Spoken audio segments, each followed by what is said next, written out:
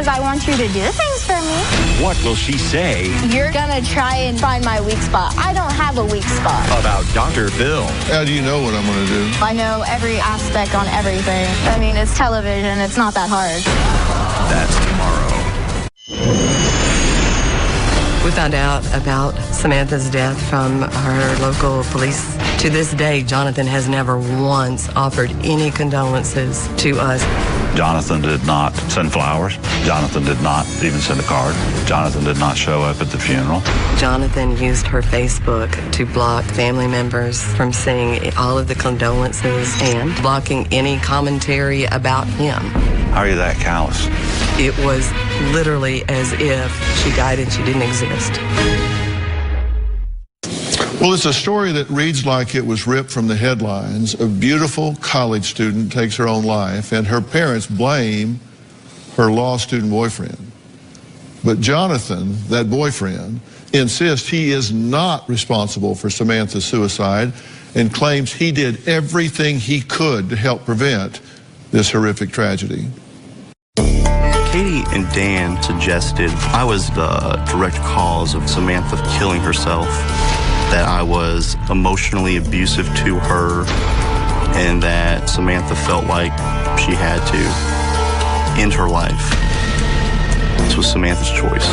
I can't take responsibility for something that she did. I was never abusive towards Samantha, physically or emotionally.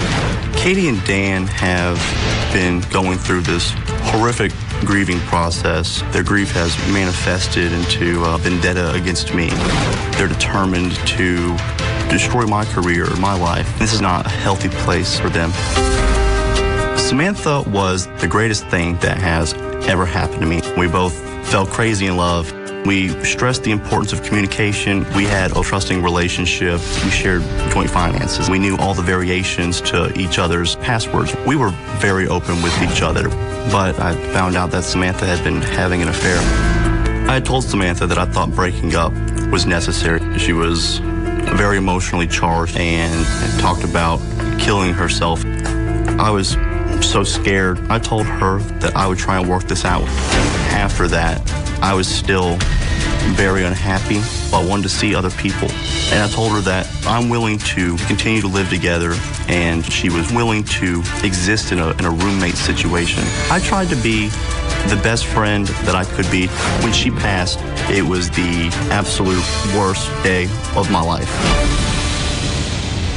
Well, Jonathan claims Samantha couldn't handle all the stress of her life, and Katie and Dan made her personal struggles even more difficult.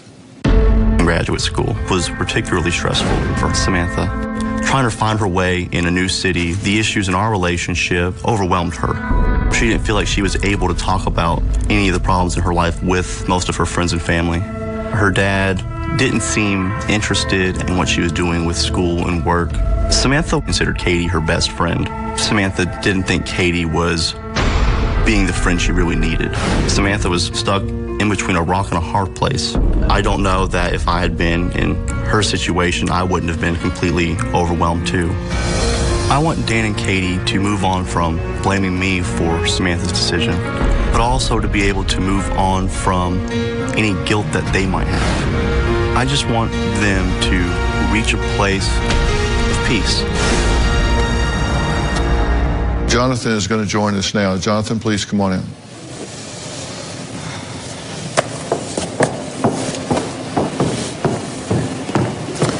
Jonathan, Dr. Phil, how you doing?